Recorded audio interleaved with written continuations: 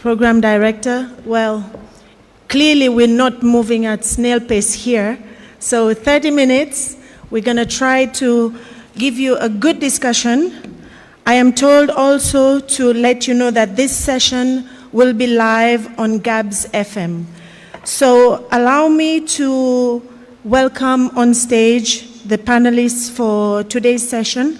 We'll start with Honorable Filda Nanikereng, Minister of Environment and Tourism of Botswana. Please let's welcome the Honorable Minister. I will also be joined this morning by Dr. Ibrahim Awal, Minister of Tourism, Arts and Culture of Ghana. Welcome, sir. Also, we will have Deputy Minister of Environment, Climate Change, Tourism and Hospitality Industry, Zimbabwe, Mrs. Barbara Rodze. And we will also have Mr. Desiree Lumu, Senior Trade Advisor, AfCFTA. Please, sir, can you join us? Thank you.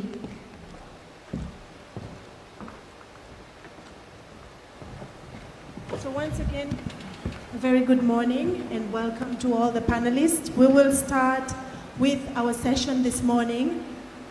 Before we go to the leaders of the industry, let me ask Mr. Desiree Lumu to tell us a little bit, break it down for us on really what your organization stands for and how do you see the role of tourism within that sector. Thank you. Oh, thank you, moderator. Good morning, everybody. So I'm representing the AfCFTA. The AfCFTA is the African Free Trade Continental Area, which is formed by 55 countries who have signed the agreement. So basically, the AfCFTA is to build a single continental market where you have different sectors when it comes to services. Among those sectors, you have the tourism sector. So what we are trying to do is to liberalize the tourism sector, whether it's in terms of movement of tourists, like by traveling, whether it's in terms of investment by building hotels and restaurants in different countries, whether it's about moving competencies from one country to another. So we are removing the barrier to assist the business sector to trade freely on the continent across these 54 countries. As it stands now, 21 countries are already ready to start commencing trading tourism services on the continent. So this is where we start. This is where we stand today. Okay, thank you so much. And if I will go to you, Mr. Awal, I understand the organization is also headquartered in your wonderful country, Ghana. So how do you see your government's role, and also being that you head the tourism sector of Ghana, really fitting in within the concept of what AfCFTA stands for? Thank you, Elsia. Let me thank African Tourism Partners for inviting me here, and let me thank Botswana government for the hospitality. The best way for us to improve access and travel is for African countries to trade among themselves. That's the best way to spur tourism growth. According to the African Trade Report, only 14.5% of Africans are trading among themselves, which is very poor, as against 72% in Europe, among European countries, 53% among the Asian countries. The best way to enhance travel and to improve tourism is for Africans to trade among themselves. Africans spend close to 600 billion every year buying goods from Asia, Europe, and America. That's how much we spend. If we trade among ourselves, we would move around Africa, just as we are doing here, and tourism will be enhanced. But for us to improve trade, we need to add value. All that Africa does is raw material. Botswana is doing diamond, is doing cattle. We don't add value. Ghana and Cote d'Ivoire, for instance, 65% of the world's cocoa produced by Ghana and Cote d'Ivoire. It's a $130 billion dollar industry. Ghana and Cote d'Ivoire produce 65%, but they only earn $6 billion per annum. We must add value. We have to industrialize. If we industrialize, we will trade among ourselves. In Ghana, we have a program called the One District, One Factory, where each of the 260 districts is trying to have a factory to process. Once we add value, we'll be able to travel and make tourism bigger. That's why I want to urge African countries, let us move the barriers to trade and use tourism as a window opportunity for investment and for trade. So what I think is that let's move the fetters that block us, industrialize our economies in terms of adding value, then we can enhance trade. Why would African countries every day want to go to Japan? They want to go to Paris, London, US to solve account problems. Why can't you come to Zimbabwe, come to Mozambique, come to Ghana and solve account problems? Every day you hear that Macron is calling African countries to solve problems of Africa. It doesn't make sense. We must solve our problems in Africa. And one other important issue is that when I came to this country, the roads are very neat. There's no garbage. The place is peaceful. To enhance Africa as a mice continent, let us make sure we improve security. Let us make sure that Africa is not turned, youth are not used as agents for distraction and for upheavals. Nobody wants to go to a place where there's insecurity. So the young people, once we want to help you as policymakers, don't allow yourself to use as agents of distraction. We need peace and stability in Africa that can enhance trade and tourism. It's very important for us. Thank you so much. Thank you, sir. And I think you echo what I recently heard one of our African presidents also mentioning, that we should look internally to solve our problems. But one of the challenges that you talk about, and which we recently also discussed at the Africa Ministers meeting, the CAF in Tanzania, was in regards to connectivity, visa facilitation. Could you maybe tell us something on your side, for example, what is Ghana has been doing in terms of facilitating travels to your country? You can use this one. Thank you. I think that we need to look at the regional visa. The AU and the subcontinents must look at visa. Why, for instance, if I come to Botswana with the visa, why can't I travel around Southern Africa with the same visa? We must look at the regional blocks in terms of visa acquisition. So if I go to Nigeria from Botswana, I'm supposed to use the same visa to other 15 countries. A regional block visa is very important for us. So Ghana is, by the end of next year, is going to make sure that all countries coming to Ghana would not require visa. We're working on that. You don't require a visa, or you come to the airport and get a visa on arrival. But we are moving all the obstacles to visa acquisition. This is very important for us. So African policymakers, let us not allow anybody to deceive us. These boundaries were created by colonial exploiters. After 50-something, 60 years of independence, let us move the barriers that divide Africa. We are one continent, the same people, the same destiny. And that destiny is to make sure that we remove poverty and improve the lives of our people. So let's move all the barriers, those artificial barriers created by colonialists, and make sure that Africans can move from one place to another. It's very important for us. We are not a neo-colonialist continent. We are going to take our destiny in our own hands, make sure that we can move 1.3 billion people with over $3.3 trillion in terms of GDP is big. Let's leverage that, remove the barriers, and move around so I can enhance trade, tourism, and growth. Thank you. Thank you, Minister. Honorable Filda Nani Kereng, we are in Botswana, and you did make references to the vision that your country has, but can you tell us maybe a little bit more what are the expectations, and also how is your country and the leadership leveraging on working towards achieving that free trade movement amongst not only the SADC countries, but the continent itself? We are right. Thank you very much. I've already mentioned how the tourism policy is focusing on opening up opportunities for connectivity within, service providers and procurers, so that products can be sold and products can be bought.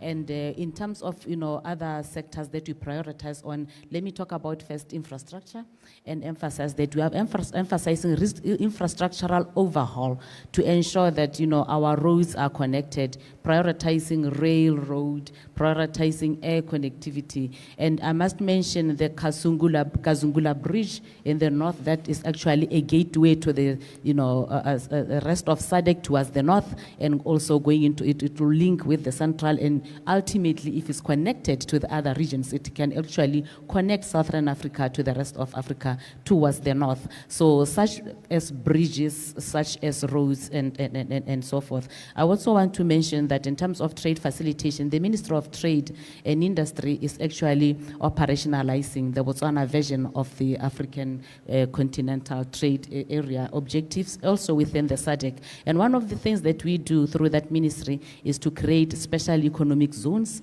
and within this is to also enforce, the facilitation of trade and business, so that within those zones it's easier to acquire land, it's easier to get permits and licenses, it's easier to also create marketplaces for every goods that must be done. Within that, if I may take one of them that's around the airport, the airport city, that will just going to be a consolidated marketplace for every goods and services that must be sold. We are also emphasizing on research that will also focus on coming up with data, real-time data that it can guide policies, that can guide our programs. And in this research, we're also talking about market researches, product research, product profiling, and the government has actually instituted a research fund to enable researchers to help us with information. We need to know, where these policies should go, where they should focus based on data.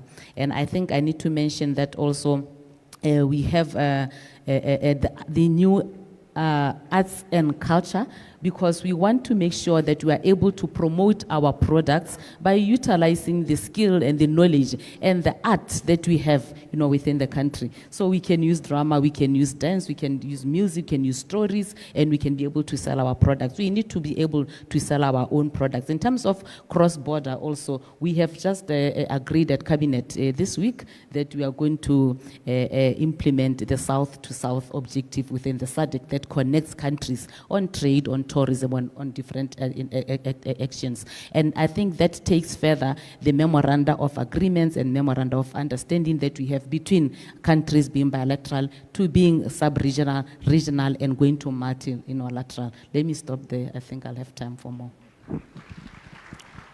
Thank you, Honorable Minister. We see that definitely there's the political will in order to be able to make this work, first and foremost, but also interesting to understand that you're also walking the talk, not just signing the MOUs, but really going to the implementation of it. Let me ask the similar question to you, Honorable Minister from Zimbabwe, in terms of what is your country doing and how do you leverage, especially on bringing forward tourism to wonderful Zimbabwe? You have the Vic Falls, but also many other beautiful assets to visit in your country. All right. Thank you very much. Good morning, everybody. In Zimbabwe, we are using a whole of government approach to this. Why? Because Zimbabwe is a landlocked country, and we see Africa Continental Free Trade Area is a big opportunity to grow our tourism sector through using gastronomy. Tourism is key to us. Cultural tourism is also key.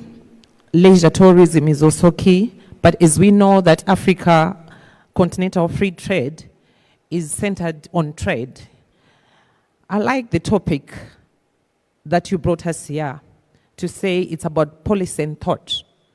If we really want to go deep into thinking about this, Africa Continental Free Trade Area is taking us back to barter trade as African countries. Though at the moment, or in this age, it's about exchanging money, unlike barter trade.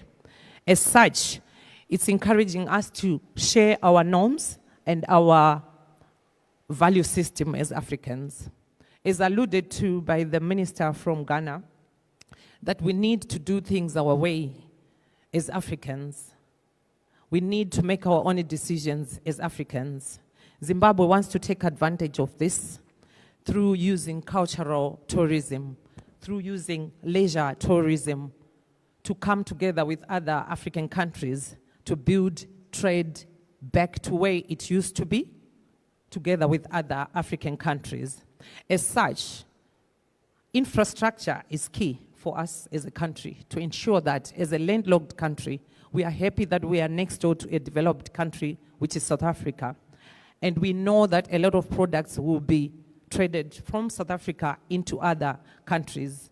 Therefore, rail is key. Therefore, road infrastructure is very key. And at the moment, our highway from Beitbridge going all the way to Chirundu that links Zambia, and also another way to Malawi and Botswana, those highways are under construction at the moment. And of course, the rail infrastructure is very key to ensure that how best will we be able to tap into this opportunity, particularly as the tourism sector. We will be wanting to be on the round table with the region that we are involved with. I would want to encourage that region should be sitting down and see how best we as the countries, like for example in SADC, can tap into growing and sustain our tourism sector. Having discussions together as a region. I'm just using SADC because we as Zimbabwe are in SADC. Our service should be the same. Our infrastructure should be the same. We want to avoid competition between countries because we are one. Let's come together, let's train our people together. That is the only way that I personally think Africa Continental Free Trade Area can be successful. Of course, it would be a dream to say Africa is one, can come together and have the same specifications. But if we start with regions and grow into one, I'm sure we can achieve our goals. So Zimbabwe is up to this, and we know that infrastructure is key so that we'll be moving together with others. I thank you for now. Thank you, Honorable. Very strong message there, not compete, but to cooperate. So cooperation between countries is key because obviously we all complement each other, as you rightly said. Maybe somebody can give us an idea if we are okay with time. I'd like to move to Mr. Desiree. Having heard 3 countries already here, at the leadership level, the commitment that the country have said they are putting and engaging towards achieving the operationalization of this continental free trade. What else is the Secretariat looking to achieve or put forward to continue to leverage countries, especially those that are putting tourism also as a main priority in their national agenda? Thank you once more, Moderator. So in terms of how the Secretariat assists the country to take benefits of the AfCFTA, we have one tool that we call the Guided Trade Initiative. We already started for goods. Now we are about to start it for services.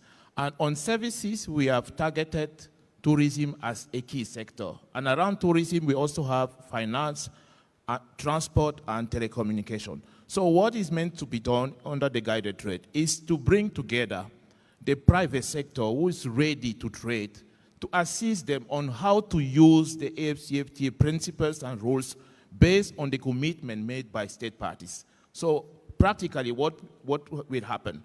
For instance, in the tourism sector, we will bring this audience of business people, whether they are on the accommodation, hotel, or tourist travel agency, to sit in the same room and see how we can, for instance, a travel agency operator from Botswana establish a company in Ghana. We are going to assist them on how they can come in and how they can run it.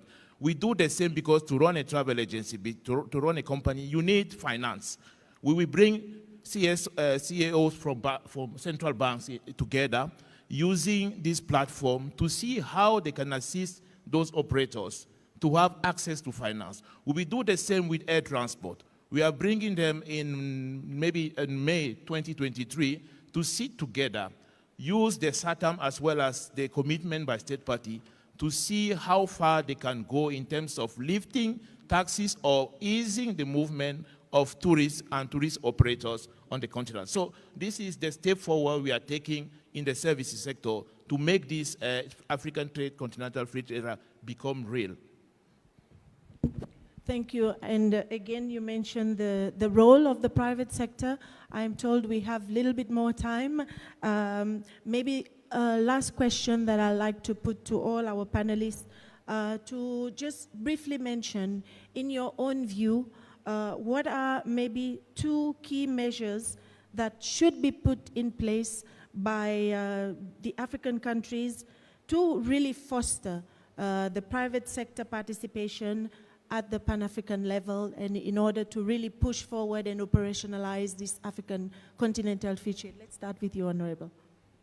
Thank you very much. I think once the operational framework is set in terms of regulations, policies and opportunities, I want to emphasize on the importance of profiling what different African countries have, which are marketable, that can be traded within the continent. We profile, then I can know that I can get this and this that I can use for my business, for my life in Ghana, and how do I get that best? And we also need to emphasize on skills development and training. We should be able to train within the continent, the skills that are needed to facilitate the economies. I don't have to go to, I don't know which continent I can mention here, where I know we have got capacitated and well-experienced institutions that can build the skills that we need. And we need to also talk about the greening of the economy, where we are focusing on natural resources and producing, sustainable, utilization, promotion, and produce products there that are marketable, that you can boast of as Africa, products that can be accessed, that can be of quality, that can be consolidated in marketplaces. Finally, I think it's very importantly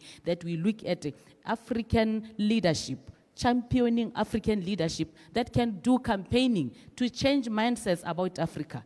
Why should I not choose an African product because it's African? We have got wrong mindset about ourselves. So I want to get this material from Ghana and do this suit and be proud. So we proudly, love our Africa and our African products and our African kind of service. And we actually lead in those so that we can be able to change mindsets and focus within and love our own pride of Africa. Thank you very much. Thank you. Well said. Minister? Thank you. Africa is largely a small business continent. There are 98 million small micro enterprises in Africa. 85% of businesses in Africa are small businesses.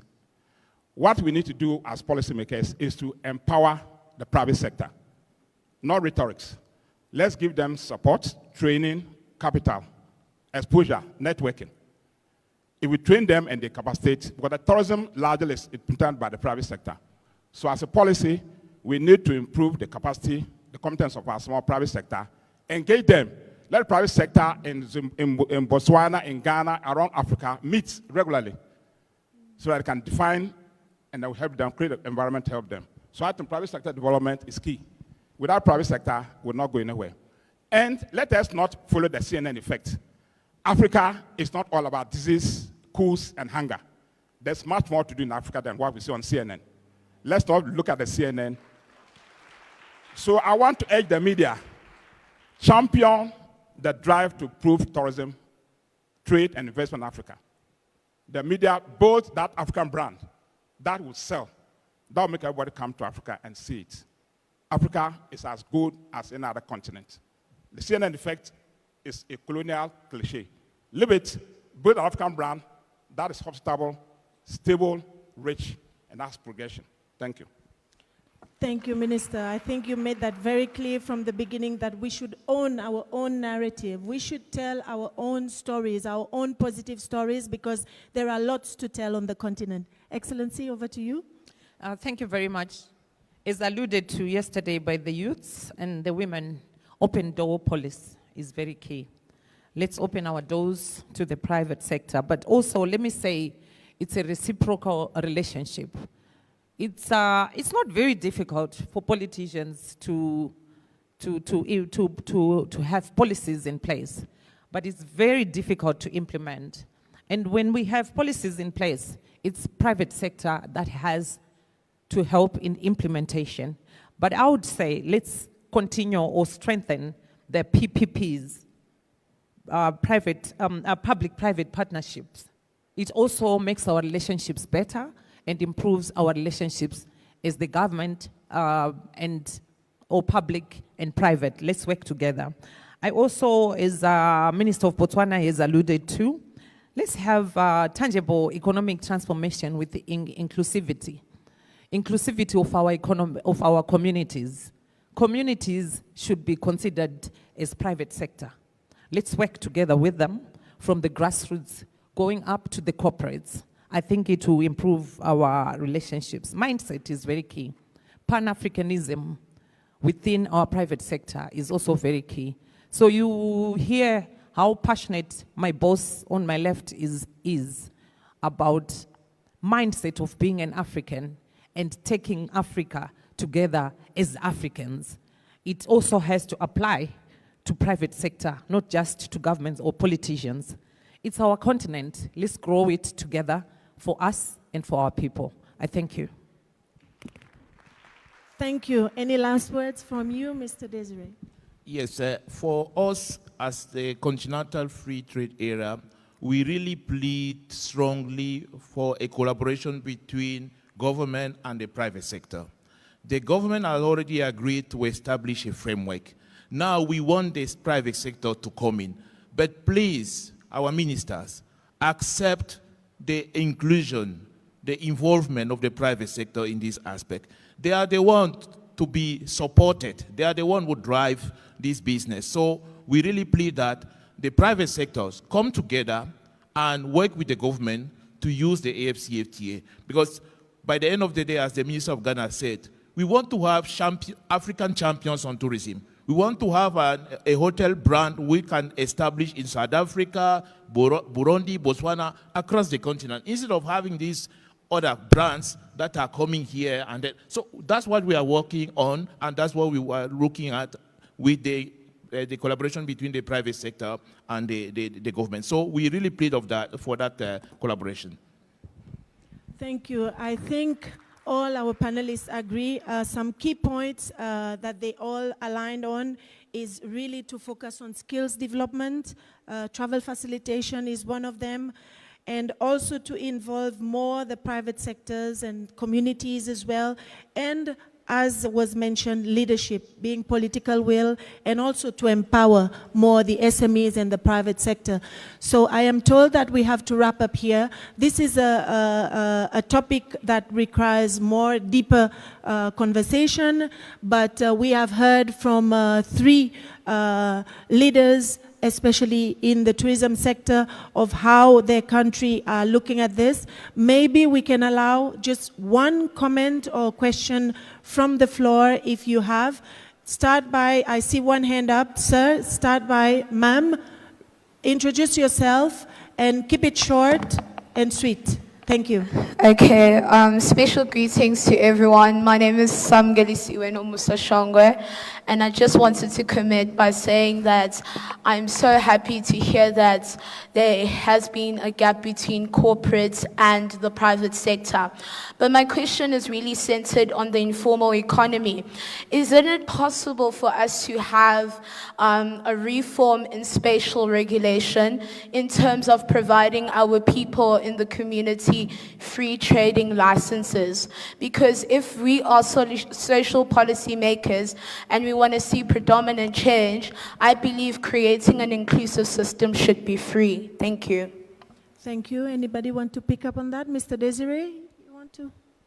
Yes, thank you, colleague. So with regard to the informal sector, so this is the the trade that is happening underground. Let us put it that. It's an informal way, it's not captured on the statistics. So once we want to bring them in the AfCFTA, because the AfCFTA is also about to create this opportunity, they have to come on board by using the principles and rules that have been agreed. So we want all these actors in the informal sector to come in the formal sector so that they can fully use and fully benefit of this profile. So that's why in terms of cross-border, we are easing the movement of surrounding cross-border traders between two different countries and between two different regions. So this is a tool that we are having. We are also assisting in lifting all the non-tariff measures, whether you are dealing in terms of a formal operator or not. So we are having a mechanism to monitor and to report any constraint that you face in this regard. So these kind of actors are also part of our process, and we really plead that they come in the formal aspect of the trade so that they can fully benefit of the advantages of the AfCFTA. Absolutely. Minister, you wanted to add something to that? I just wanted to add that in Botswana, when we realized that business, support and promotion and capacitation within the ministry was lacking in terms of capturing, the informal sector and bringing them to that level where they can trade, where they can grow and become, the private sector that The government established a new ministry, Ministry of Entrepreneurship, that is a capacity building ministry that will leave an informal sector, practitioner from where they are in terms of how they can profile themselves, what they need to know in terms of trading, in terms of product, quality, in terms of service quality. And when we do that, then we are able to put them to a place where we can be able to engage them. Like some of them will be engaged in MICE activities like we've started doing. So the Botswana Tourism Organization is also involved in terms of tourism service quality. We take the informal sector, we train them, we make sure that they understand how they should provide the service and bring the product that we are even using as gifts and souvenirs and award, whatever recognition, stuff. So that ministry is very key to bridge that gap, and I think it's going to help us a lot. Thank you. Thank you, ladies and gentlemen. We've heard the leaders. They will be here throughout the day, so use this opportunity if you want to pick up the discussions and pick their brains and have a discussion with them. So I would like to thank you all, and let's give a big round of applause to our panelists, and thank you for this opportunity. We need to remain for a picture. That's what they are saying.